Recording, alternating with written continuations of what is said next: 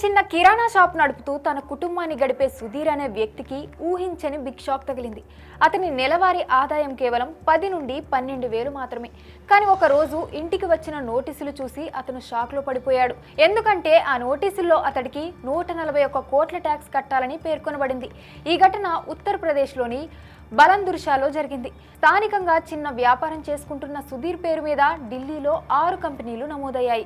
అసలు అతనికి ఆ కంపెనీలు గురించి ఏమీ తెలియదు. కానీ పత్రాల్లో మాత్రం ఆయనే యజమానిగా చూపించారు. ఆ కంపెనీల అమ్మకాలు 141 కోట్లకు పైగా ఉన్నాయని చూపిస్తూ ఆదాయపు పన్ను శాఖ నేరుగా సుధీర్కి నోటీసులు పంపింది. సుధీర్ గుండె ఆగిపోయినట్టే అయింది. ఎందుకంటే నిజంగా అతను చేసేది చిన్న షాప్ వ్యాపారం మాత్రమే. కాగితాలపై మాత్రం కోట్ల రూపాయల వ్యాపారం చేశాడని చూపించారు. ఈ విషయం వెంటనే అతను పోలీసులకు ఫిర్యాదు చేశాడు. ఎవరో తన పాన్ కార్డును, వ్యక్తిగత వివరాలను దుర్వినియోగం చేసి నకిలీ పత్రాలతో 6 కంపెనీలు నడుపుతున్నారని వాపోయాడు. ఇది తొలిసారి కాదు. 2022లో కూడా ఇలాగే జీఎస్టీ కార్యాలయం నుంచి ఇలాంటి నోటీసులు వచ్చిందని సుధీర్ గుర్తు చేశాడు. అప్పుడే ఆయన అధికారులకు తాను ఈ కంపెనీలతో ఎలాంటి సంబంధం లేదని వివరించాడు. వారు అర్థం చేసుకుని కేసు పెద్దగా ముందుకు పోలేదు.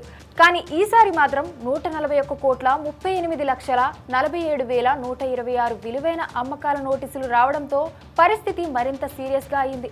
ఆ నోటీసులలో అతని పేరు, చిరునామా, పాన్ కార్డ్ నెంబర్ అన్నీ సరిగానే ఉన్నాయి. కానీ అసలు విషయం ఏంటంటే ఆ వ్యాపారాలు, ఆ కంపెనీలు సుధీర్కి అసలు సంబంధమే లేని సంస్థలు. తనకు తెలిసి తెలియకుండానే ఇంత పెద్ద మోసం జరిగిపోయిందని ఆయన కన్నీళ్లు పెట్టుకున్నాడు. ఇప్పుడు పోలీసులు కేసు నమోదు చేసి దర్యాప్తు ప్రారంభించారు. అసలు ఎవరు సుధీర్ పత్రాలను దుర్వినియోగం చేశారో, ఎలాంటి నకిలీ డాక్యుమెంట్లతో కంపెనీలు స్థాపించారో అన్వేషిస్తున్నారు.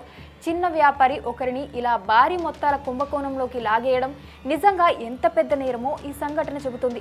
ఒక సాధారణ మనిషి పేరు మీద కోట్ల రూపాయల వ్యాపారాలు నడపడం, అతనికి మాత్రం తెలియకపోవడం, ఇది నేటి రోజుల్లో ఐడెంటిటీ మిస్యూజ్ ఎంత ప్రమాదకరమో చూపిస్తున్న సంఘటనగా మారింది.